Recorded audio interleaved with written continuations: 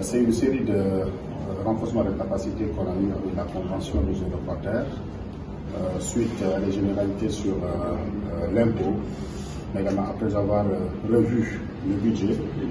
Aujourd'hui, nous avons jugé nécessaire d'aller dans le fond des recettes qui sont prévues dans le budget de l'année 2024 pour que les journalistes aient la bonne information, surtout sur la communication qui est opérée par le ministre des Finances autour du budget de 7,3 milliards.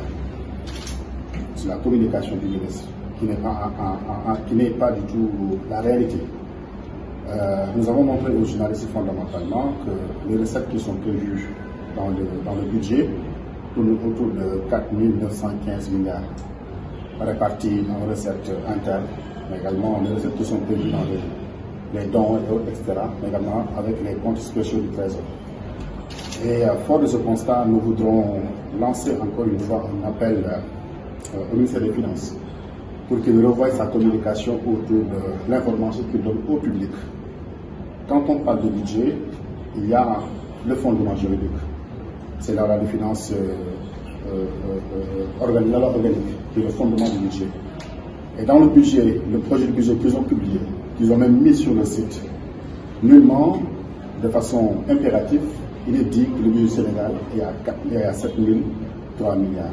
Mais bien entendu, ils ont précisé dans leur document que les recettes que le Sénégal compte recouvrer pour autour de 4 915 milliards répartis en recettes internes, mais également en recettes externes, surtout fondamentalement les comptes spéciaux du Trésor.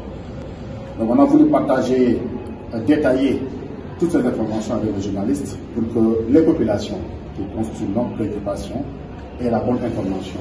Et nous invitons davantage au ministère des Finances à communiquer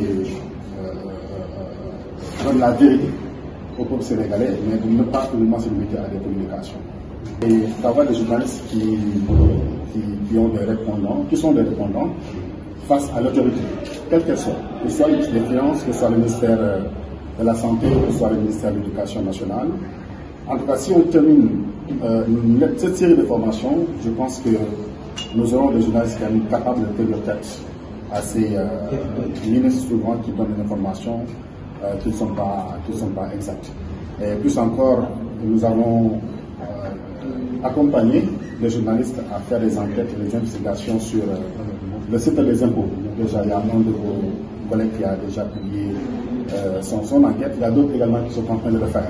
Donc, la contribution du Forum civil pour connaître un journalisme de qualité, ce n'est pas de critiquer les journalistes, mais c'est de les accompagner à mieux aiguiser leur matière, à mieux aiguiser également leur plume, mais également à mieux s'imprégner de vraies questions, surtout les questions budgétaires.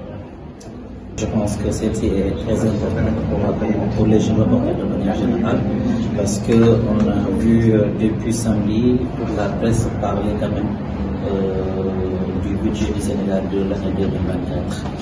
J'appelle aux confrères, moi-même d'abord, d'aller au-delà, parce que le ministre a fait une déclaration, ce qui est une journaliste qui rend le compte fidèlement, mais quand même, il ne faut pas qu'on ait cette paresse d'aller au-delà, parce que les documents concernant le budget du Sénégal de l'année 2024 sont disponibles sur le site du ministère des Finances.